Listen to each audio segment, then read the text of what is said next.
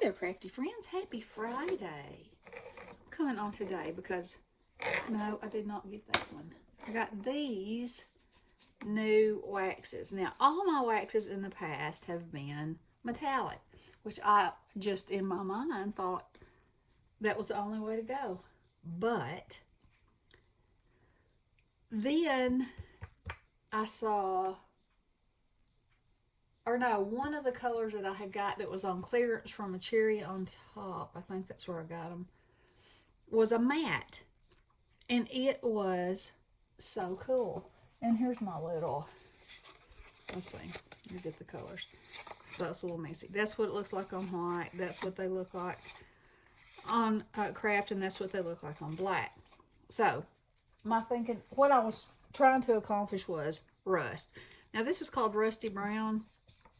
To me, rust has a little more red in it than that, but I absolutely love these. They look like chalk paint. They're that matte, and of course they smell delicious. So anyway, so I was thinking, what if I used Myron, the frog from Tim Holtz, and made him look like he was a bronze sitting out in the garden? And I love him. Now, I'm not sure that he looks like bronze. I'm not sure if he had a bronze if you'd put him in the garden, but you might. You just never know. And so I just did him all in black. And then I just started, getting some and rubbing it here and rubbing it there till I was happy. And then I used little black pearls for his eyes. And this flower is actually this part of this paper. And so I cut around here in the stem and made it come forward so that he looks like he's sitting behind them. And then these are another die that's actually the tops of carrots. And I cut it out of, I cut it out of like a watercolor paper. This is the same paper, which, I just think it's yummy. And this was a digital off Etsy. And then I put these little sequins on there. And then this mushroom goes with Myron. And I thought, well, yeah, I'll put a pink mushroom on there. Why not? So anyway, I love the way it came out. He smells delicious. So talk about sending a card with a sweet scent. That'll do it, let me tell you. All right, so there's that one.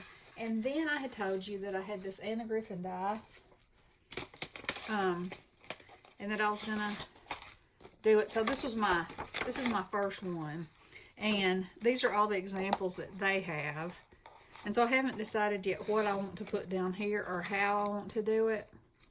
But I cut the background in black, the base in craft, and then this part in orange. And then I went around it with my brown wax to give it some more dimension, I cut the stem out of a book and went over that too. And it's upside down, but I think that's fine.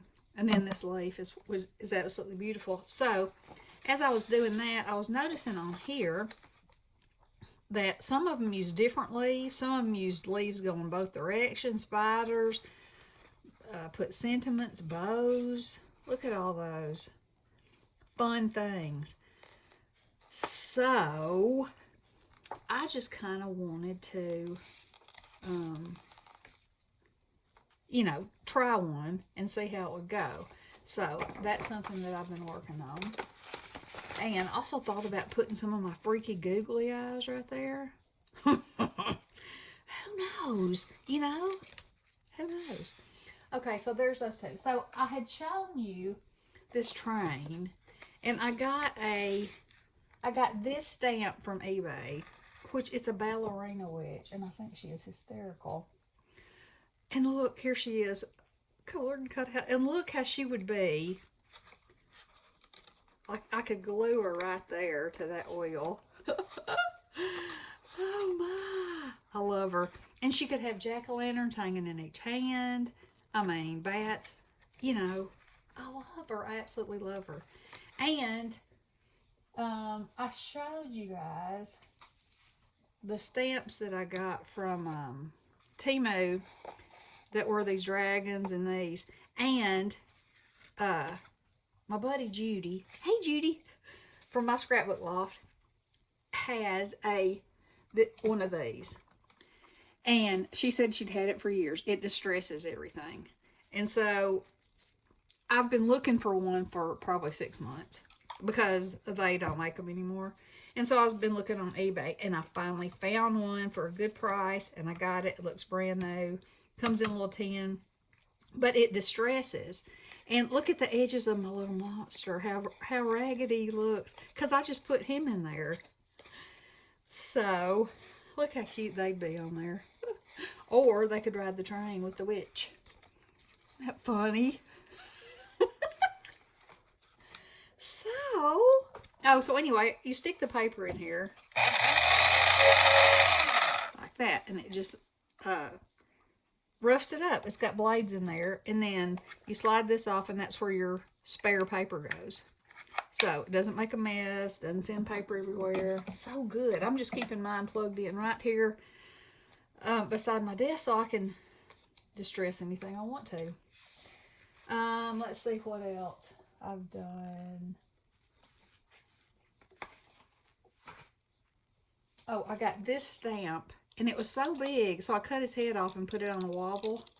And I love it now, because, you know, wobbles are very entertaining. And I had that, this die set that I was telling you I really love because it's the perfect size for an A2 card. You know, the biggest one, and then they all go down accordingly. And so, this is the reverse of this. How handy was that? And as you can see, I've been using this piece of paper. That's what I used on that and that leaf. And so I thought, well, instead of leaving that black in the center, I'll flip that red piece over, and it brings out his little nose. He's cute as he can be. And then I've been working on my, let's move all this out of the way, Kendra's card challenge for this month. And I have them all done except for the decoration. So I'm kind of going with a beachy kind of, you know, mermaid summer vibe. But now comes the fun part. So I've got all the cards made except for, you know, the sentiments and the decoration. So you'll be seeing those coming up in the next few days. So anyway, I just wanted you to see what I've been playing with, and I hope y'all have been doing some crafty goodness, and I hope you have a wonderful weekend. Hope you have a wonderful Father's Day, and y'all take care. Love you guys. Blessings.